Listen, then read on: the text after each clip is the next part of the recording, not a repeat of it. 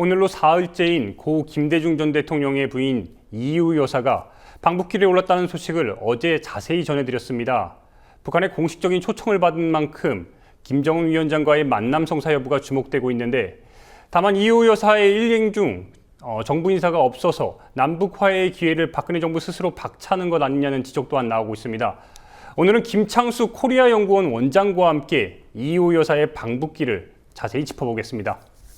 안녕하십니까? 네, 안녕하세요. 네, 나와주셔서 반갑습니다. 네, 감사합니다. 네, 바로 들어가겠습니다. 우선 이희우 여사가 북한 김정은 제1위원장과의 이 만남 여부가 지금 좀 회자되고 있는 가운데, 일단은 방북길 자체에 대해서 좀 의미를 짚어봐야 될 것 같은데, 어떻게 보십니까, 원장님? 방북의 의미 지금 굉장히 중요할 것 같은데요. 예, 지금 남북 관계가 가까워할 정도로 꽉 막혀 있지 않습니까? 특히 올해는 분단 70년, 광복 70주년입니다. 근데도 불구하고 남북 관계 변화 조짐은 없습니다. 그래서 이러한 변화 조짐이 없는 답답한 상황에서 분단 70년을 그대로 우리가 보낼 수는 없는 실정입니다. 이런 상황에서 이희우 여사의 방북이 분단 70년에 우리가 남북 화해를 위한 어떠한 작은 노력이라도 남겼다는 그런 정도의 제한적인 의미가 있을 거라고 생각합니다. 왜 의미가 제한적이냐면은 한반도를 둘러싸고 있는 객관적인 상황이 너무나 엄중합니다. 아마 8월 14일 전에 아베 총리는 과거사를 부정하는 담화를 발표할 겁니다. 그리고 10월 10일에는 조선노동당 창건 70주년 때 북한이 또 장거리 미사일을 발사할 가능성이 현재로서는 높습니다. 그렇기 때문에 한반도를 둘러싸고 있는 구조적인 제약 요인이 너무나 크게 있습니다. 그래서 이희우 여사의 방북을 통해 가지고 우리 국민들은 남북관계에 뭔가 실마를 푸는 획기적인 계기가 되기를 바라고 있을 것입니다만은, 그런 정도의 획기적인 의미라기보다도 우리가 이렇게 노력을 했다는 것을 역사에 족적을 남기는 그런 의미가 있을 거라고 봅니다. 굉장한 지금 의미가 있는데, 이런 가운데 이희우 여사가 좀 어떻게 보면은 육로가 아니라 항로를 통해서 방북을 했습니다. 그 왜 육로를 이용하지 않고 지금 항로를 이용했는지 그 의미도 좀 궁금한데 어떻게 보십니까? 예, 앞으로 남북 관계가 잘 되면은 육로, 항로, 바닷길 다 다방면적으로 남북을 이을 수 있으면 좋겠죠. 그런데 이희우 여사는 지금 굉장히 고령이시지 않습니까? 서울에서 평양까지 도로로 간다면은, 도로를 연결하는 거리는 대략 250km 정도 됩니다. 그러면은 2시간 이상 걸리는 장거리입니다. 그래서 이희우 여사의 고령을 고려해가지고 육로를 선택하지 않았나 추측합니다. 항로 같은 경우에는 대략 아마 1시간 이내가 걸릴 겁니다. 근데 항로도 우리가 여기서 제가 말씀드리고 싶은 것은 직항로는 아닙니다. 무슨 말씀이냐면은 우리가 서해 쪽으로 조금 빠져나갔다가 서해에서 다시 북상을 한 다음에 다시 우회전해서 평양의 순안공항에 도착하도록 되어 있습니다. 그래서 디귿자를 이렇게 뒤집어 놓은 것 같은 그런 항로입니다. 군사적 이유 때문입니다. 근데 항로로서 평양을 방문한 것도 의미가 있습니다. 이번에 북한의 김정은 위원장이 특별히 강력하게 지시를 해서 평양의 순안공항을 현대화시키는, 그래서 그 신청사가 지금 만들어졌습니다. 그래서 이번에 우리 대표단 이희우 여사를 비롯하여 18분의 방문단이 남한 사람으로서는 처음으로 평양의 순안공항의 신청사를 통해서 북한으로 들어가게 되는 그런 경우가 됩니다. 그래서 평양의 신청사를 또 둘러본다는 점에서도 항로 방북의 의미가 있다고 생각합니다. 김정은 위원장 입장에서는 약간 좀 선전을 하고 싶었던 것 같은데. 네. 근데 이제 개인적인 입장에서는 저는 이제 고 노무현 전 대통령이 그 판문점을 통해서 노란 선을 지났던 그 상징적인 의미가 상당히 오래 기억에 남고 있습니다. 그러다 보니까 이희우 여사 마찬가지로 이렇게 육로로 갔을 때 그 국민들의 주목도나 관심이 상당히 높아졌을 것 같아서 이렇게 여쭤봤던 건데, 그 어떻게 보십니까? 육로의 길 자체가, 물론 길 자체가 좀 어려운 길이 있긴 하지만, 그럼에도 불구하고 육로에 대한 이런 것들이 의미가 좀 더 남다르지 않습니까?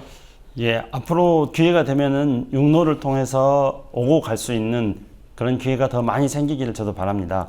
노무현 대통령께서 2007년 남북 정상회담을 할 때 육로를 통해서 방북했습니다. 그거는 군사 분계선을 노무현 대통령이 걸어서 넘어갔다는 것을 말합니다. 군사 분계선이라는 것은 남북을 가르는 실질적인 선입니다. 물론 그 선은 지도상에 있습니다. 그러니까 실제로는 군사 분계선은 실제상에서는 존재하지 않습니다. 그는 이제 군데군데 팻말로서만 있습니다.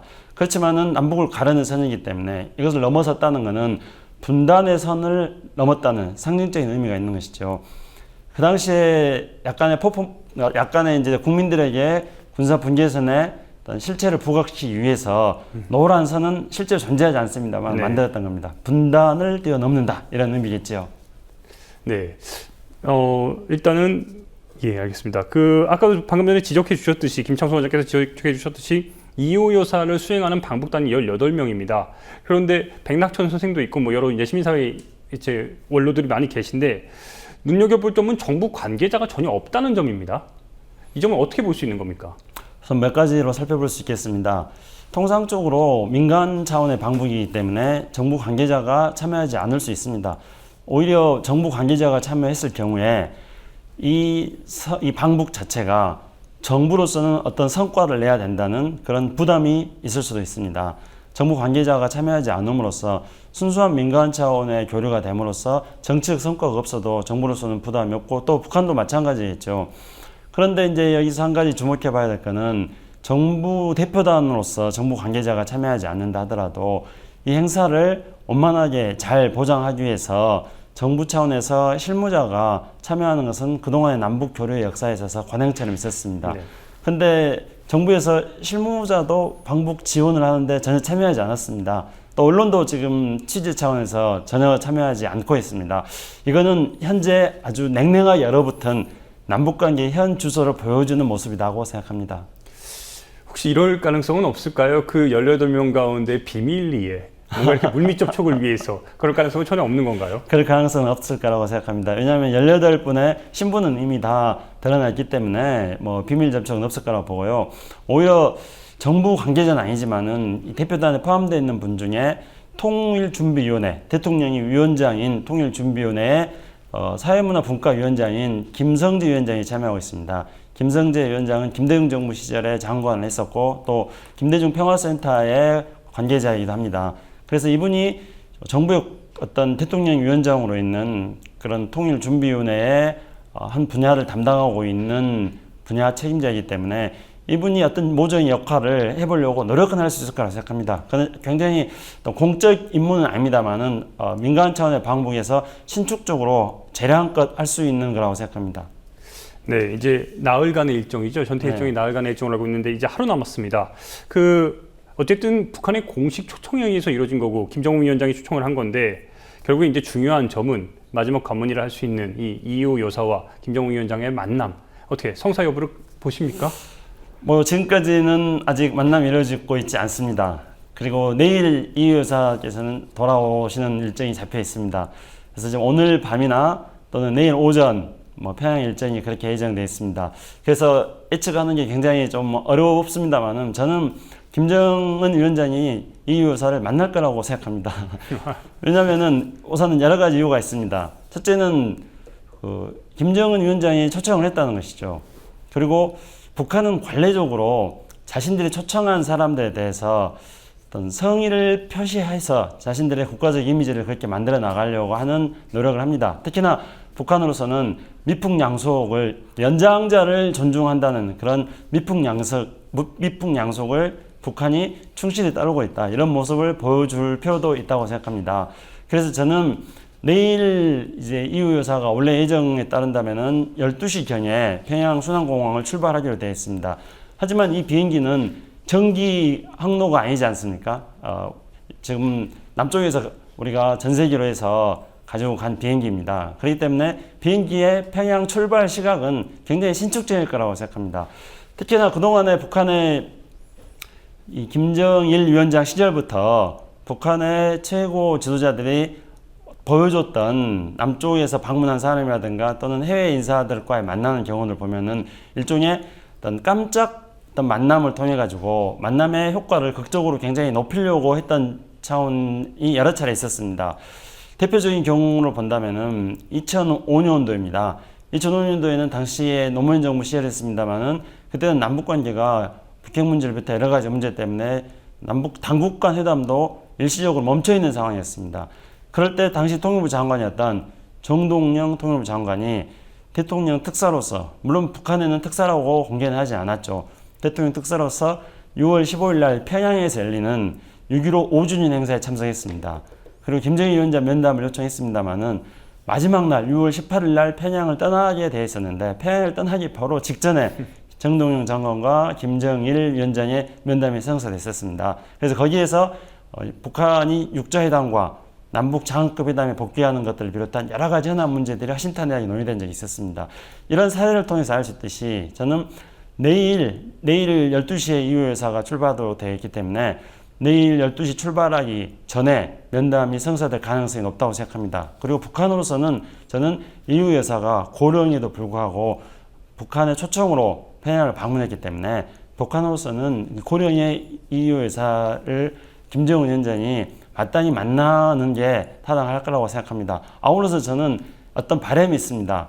이후 여사를 비롯하여 대표단들이 김정은 위원장을 만난다면은 김정은 위원장이 한국을 비롯하여 해외에 처음으로 면담을 하는 그런 일이 됩니다.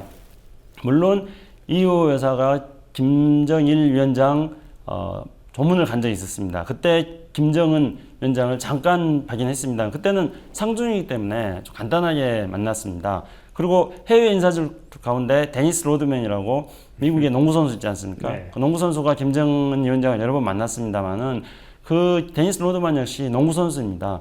근데 이번에 방북단 같은 경우에는 남한 사회에서 각계의 많은 분들이 참여하지 않았습니까? 특히나 백낙천 교수님 같은 경우에는 분단 체제론을 이야기하는 대한민국의 대표적인 진보적 지식인 중에 한 분이십니다. 그래서 이런 여러분들과 김정은 위원장이 함께 만난다면은 한국 사회를 비롯하여 국제 사회에 김정은 위원장에 대해서 보다 객관적으로 전달할 수 있는 그런 기회가 될 거라고 생각합니다. 저는 북한이 이 기회를 살려서 김정은 위원장이 이후 여사를 비롯하여 남쪽의 방북단을 꼭 만났으면 하는 바람입니다.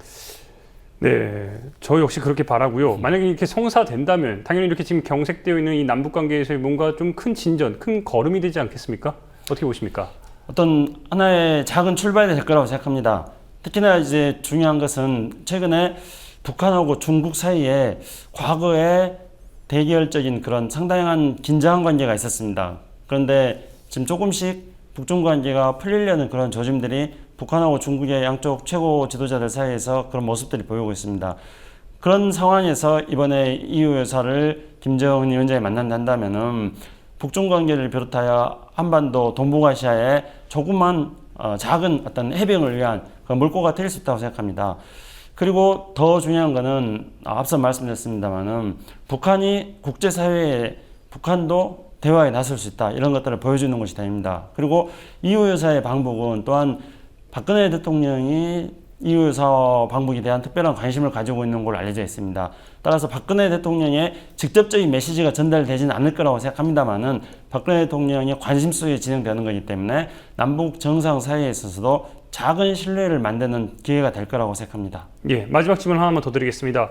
박근혜 대통령이 이제 임기가 얼마 절반 정도로 이제 지난 시점인데, 야, 그렇게 봅니다. 올해가 이제 남북 관계를 개선할 수 있는 마지막 기회다. 이제 이호 여사의 이제 방문을 비롯해서 어떻게 보십니까? 좀 좋아질 거라고 보십니까? 올해 6.15 15주년 기념 행사를 남북한이 함께 치르지 못했습니다. 남북 민간 차원에서 6.15 행사를 치르기 위한 논의들이 있었습니다만은 그건 역시 남북 당국이 충분히 민간 행사를 지원하지 않음으로써 성사되지 못했습니다. 이번 8.15는 분단 70주년, 광복 70주년입니다. 그래서 8.15 행사라도 남북 민간 차원에서 정부가 힘들면은 남북 민간 차원에서라도 진행하기를 바랬습니다. 그러나 이번 8.15 행사도 남북 사이에서는 어떠한 공동 행사도 진행되고 있지 않습니다. 따라서 광복 70주년이라는 말은 어찌 본다면 속빈 강정처럼 되고 있습니다. 그래서 이후 여사의 방북을 통해 가지고 작은 실마리라도 좀 풀었으면 좋겠다는 생각입니다만은 그러나 현재 남북 관계의 냉각 정도 그리고 우리를 둘러싸고 있는 동아시아 정세의 엄중함 이런 걸 놓고 볼 때 이번 8.15를 통해 가지고 남북 관계가 쉽게 풀릴 거라고는 생각하지 않습니다. 네, 오늘 말씀 고맙습니다. 다음에 또 뵙겠습니다. 네, 감사합니다.